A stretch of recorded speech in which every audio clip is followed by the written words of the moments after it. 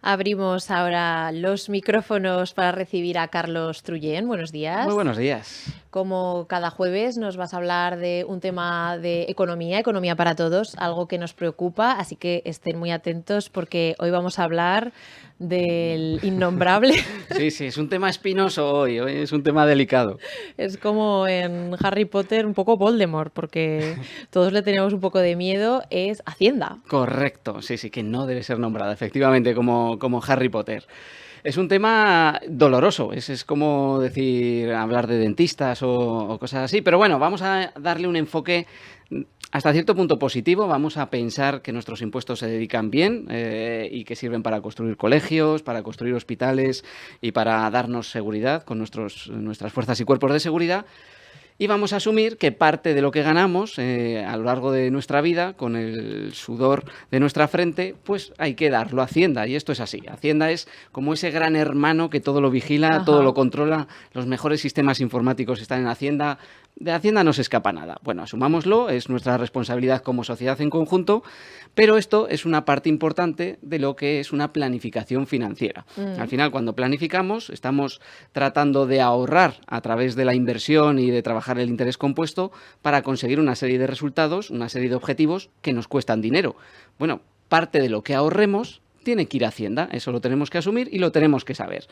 Y debemos ser conscientes también de cómo debemos tributar Hacienda, de cómo debemos hacer la declaración de la renta, dependiendo sobre todo también de los tipos de productos que tengamos en nuestra planificación financiera. Y de eso va un poquito el día de hoy. Porque Hacienda somos todos. Hacienda somos todos. Y evidentemente, esto aquí en España además somos muy dados a decir, los impuestos, mientras vamos conduciendo por unas carreteras que se han pagado con nuestros impuestos. Mientras tenemos una guardia de tráfico que se ha pagado con nuestros impuestos. A nuestros hijos les enseñan profesores que se pagan con nuestros impuestos. Bueno, los impuestos sirven para muchas cosas, pero desde luego al final duelen, porque hemos estado ahorrando determinado dinerito y parte de ese dinero pues tiene que ir para Hacienda. Tenemos que saber muy bien cómo. Hablemos entonces de esos productos financieros que pueden tener nuestros oyentes televidentes para saber qué tributación que tenemos que contemplar para tener en mente ese porcentaje que no se va a quedar con nosotros. Exactamente.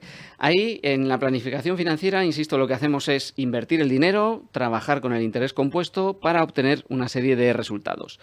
Hay distintas formas de invertir. Bueno, podemos invertir en fondos de inversión, podemos tener un plan de ahorro. En ambos casos se tributa solamente por los beneficios obtenidos. Esta es una primera cuestión importante a tener en cuenta. Mientras tú estás ahorrando, pongamos por ejemplo, yo decido ahorrar para mi jubilación y ahorro 100 euros al mes. Pues a lo largo de toda mi vida, mientras voy ahorrando 100 euros al mes, no tengo que pagar impuestos por ese ahorro que voy acumulando. Tengo que pagar impuestos una vez lo vaya a rescatar y lo vaya a utilizar. Y entonces sí que hay que pagar impuestos.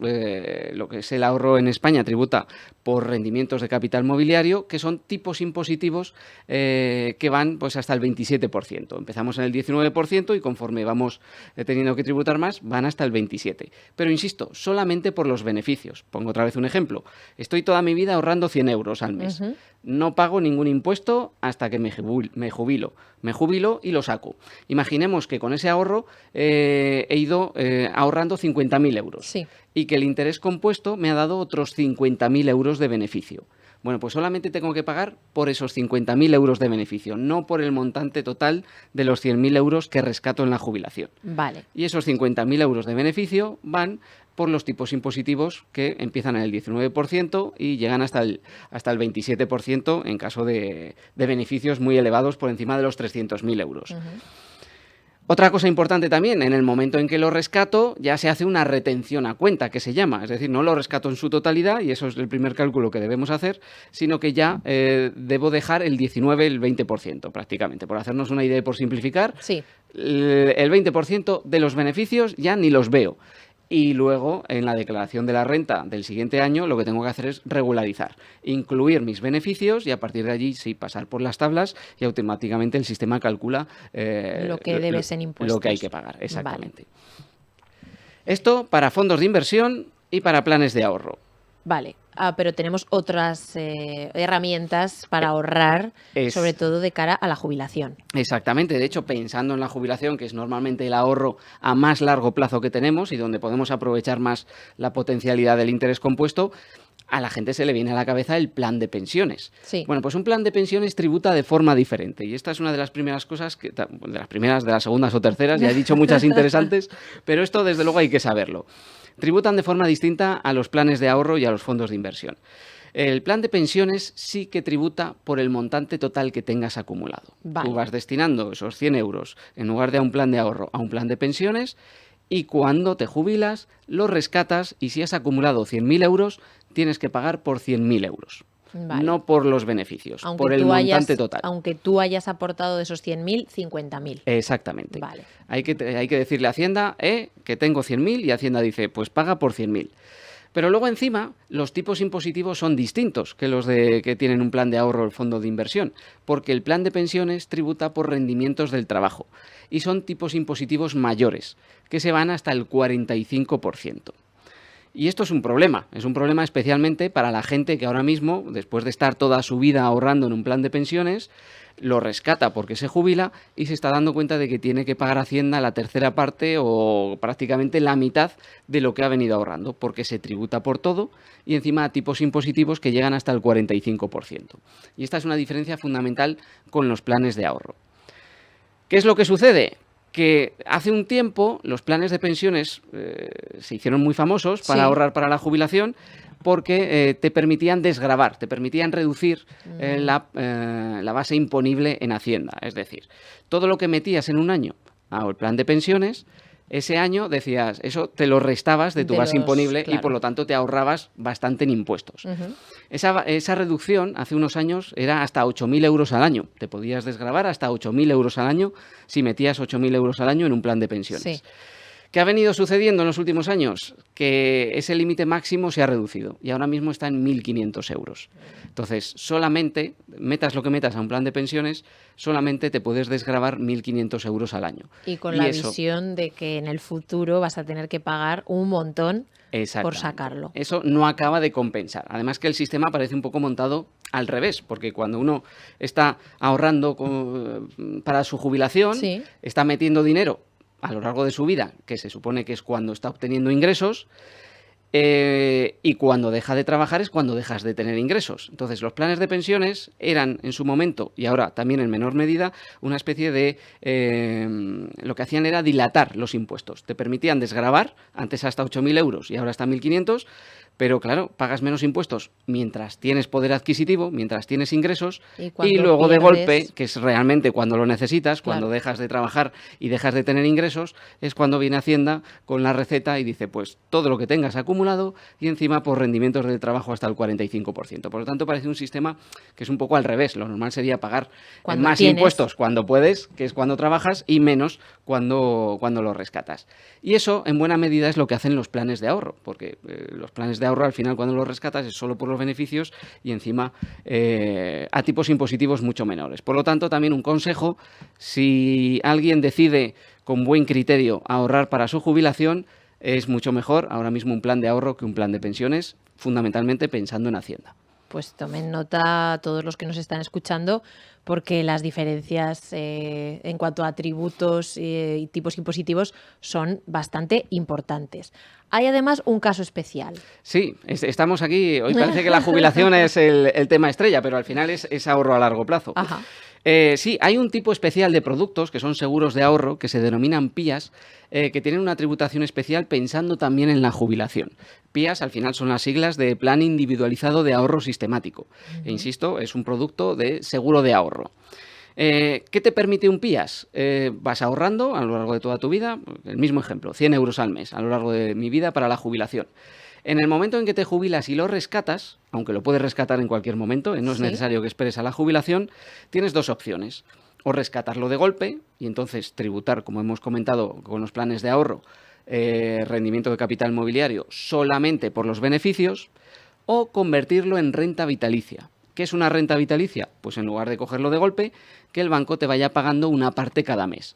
Esto tiene mucho sentido, especialmente pensando en la jubilación, porque cuando uno ahorra para la jubilación, lo que quiere es complementar la pensión pública, que Claro. se supone que tendremos, pero que será de menor cuantía que la de ahora, porque la caja no da para más.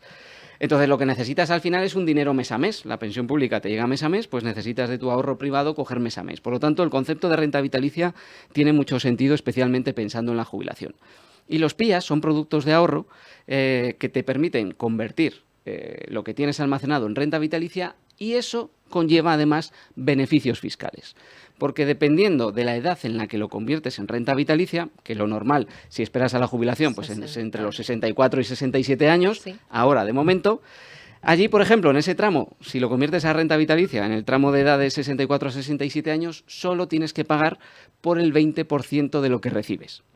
No por los beneficios, que en el ejemplo que hemos visto antes de ahorro 50.000, obtengo otros 50.000 euros de beneficio, tengo que pagar por 50.000. Sí. No, si lo conviertes en renta vitalicia y es un producto PIAS, tienes que pagar solamente por el 20%, es decir, por 20.000. Claro. En este caso de 100.000, pues por 20.000. Y eso también es una rebaja fiscal importante. En lugar de tributar por 50.000 euros, tributas por 20.000 euros y con tipos impositivos de rendimiento de capital mobiliario que llegan solo hasta el 27. Y si tributas por poquito, pues lo normal es que llegue hasta el 21. Por lo tanto, pensando también en la jubilación, un producto PIAS, un seguro de ahorro de estas características es muy bueno porque te permite ahorrar muchísimo dinero en impuestos. Hombre, además de ahorrar en impuestos, la ventaja de esa renta vitalicia, ¿no? Quizá si disponemos de una suma moderada de dinero de golpe, tendemos a hacer gastos quizá más extraordinarios que si tenemos pues como un sueldo complementario a la pensión, cada mes sabemos que vamos a recibir 300, 500 para llegar a fin de mes. Exactamente, sí. También ayuda a llevar un poquito el control, a mantener la calidad de vida, que al final lo que uno quiere cuando se jubila es dejar de trabajar, pero mantener la calidad de vida. Y eso se consigue, sí que es verdad, con un dinerito mes a mes. Y aquí una cosa importante, porque hay mucha confusión al respecto.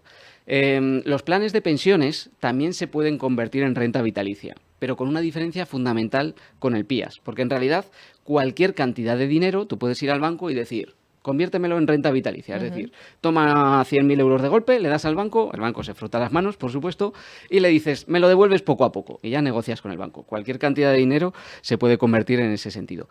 Y los planes de pensiones también, pero con una diferencia fundamental respecto a los PIAS. Aquí los planes de pensiones vuelven a salir perdiendo. Y es que cuando conviertes un plan de pensiones en renta vitalicia, primero pasas por Hacienda. Es decir, primero pagas por el montante total por rendimientos del trabajo y luego lo conviertes en renta vitalicia.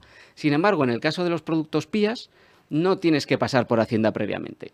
Tienes 100.000 ahorrados, esos 100.000 se convierten íntegramente en renta vitalicia. Y luego ya pagas a Hacienda el 20% dependiendo de la edad. Y esa es una diferencia fundamental también con los planes de pensiones, porque si pierdes la tercera parte, un poquito más de lo que has ahorrado pasando por Hacienda previamente del plan de pensiones, pues ahí vuelve a salir perdiendo el plan de pensiones. Para la jubilación, mucho mejor un producto PIAS. Esto de pasar por Hacienda me suena al Monopoly, vaya a la cárcel sin pasar por la casilla de salida. Exactamente, sí, pues es igual. Porque hablando de esto, bueno, Voldemort no es Hacienda, Voldemort son los planes de pensiones, ¿no? Porque tal y como nos has explicado, todas estas diferencias tienen muchas desventajas. Pues mira, tirando un poco del hilo de esta comparativa, que me gusta mucho Harry Potter, es verdad, los planes de pensiones eran hasta cierto punto buenos antaño. Al final, Voldemort, cuando era un niño en la casa de Slytherin, pues sí. Bueno, estaba en la casa de Slytherin, ¿vale? Pero no era el malvado mago en el que se convirtió después. Pues lo mismo sucede con los planes de pensiones. Tenían su sentido para ahorrar impuestos porque te desgravabas hasta 8.000 euros cada año. Pero ahora es que son 1.500. Es que ahora no merece la pena. Es que ahora Voldemort realmente se ha convertido en el mago maléfico y el que no debe ser nombrado. Pero bueno, afortunadamente tenemos ahí a la casa de Gryffindor, tenemos ahí seguros de ahorro, tenemos productos PIAS, tenemos fondos de inversión que nos solucionan un poquito el problema. No te quiero despedir porque sin hablar de otro tema que ha estado en los titulares últimamente, que es la subida del salario mínimo interprofesional. Esta subida de hasta un 5% podría ocasionar que personas que antes no tenían que hacer declaración de la renta ahora la tengan que hacer. Claro, esto es un ejemplo magnífico de cómo hay que tener siempre un ojo puesto en Hacienda, porque subida del salario mínimo interprofesional un 5%, parece una buena noticia, Sí. pero enseguida alguien se dio cuenta, ojo, ahora mismo el límite exento para no tener que hacer la declaración de la renta y por lo tanto tributar a Hacienda son 15.000 euros brutos anuales.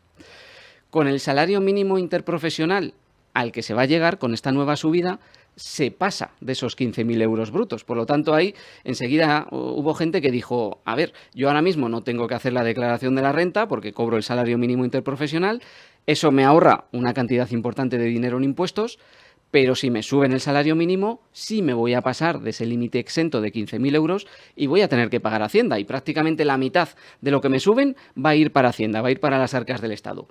De eso se han dado cuenta y parece ser que hace un par de días el gobierno dijo que iba a subir el mínimo exento también, es decir, que lo iba a compasar. Sube el salario mínimo y sube también el mínimo exento para que las personas que cobran el salario mínimo realmente no tengan que hacer la declaración de la renta. Esto es un ejemplo magnífico que lo hemos visto estos días en las noticias de que cualquier movimiento económico, cualquier cosa económica, cualquier transacción económica tiene una derivada en Hacienda, tiene una derivada en impuestos y hay que tenerla en cuenta a la hora de estar bien organizado. Claro, porque yo creo que es algo que preocupaba a muchas personas, decir, bueno, vale, voy a tener más ingresos, pero me van a subir otros gastos, otros impuestos, hasta 14. Y además, si voy a tener que luego hacer esa declaración y tributar, casi sale la torta a un pan. Correcto, sí, eso sucede, bueno, no voy a decir en muchas ocasiones, pero es algo que sucede que a veces no compensa todo lo que te gustaría que compensase una subida salarial, porque pasas de tramo y entonces el tipo impositivo es mayor y entonces prácticamente la mitad de lo que te están dando pues lo tienes que pagar a impuestos. Bueno, ahí hay que quedarse, insisto, volvemos al comienzo con el aspecto positivo. Hay carreteras, hay hospitales, hay escuelas y encima cobro más. Bueno, pues al final parece todo positivo, ¿verdad? Hay que mirar siempre el lado bueno de las cosas. Sí, señor. Pues Carlos Trullén, Economía para Todos, muchas gracias por habernos acompañado hoy. Un auténtico placer. Ya lo saben, si tienen un plan de pensiones, revísenlo y hay otras maneras de ahorrar siempre con un ojo fijo en Hacienda para saber cómo debemos tributar y cómo podemos ahorrar al máximo.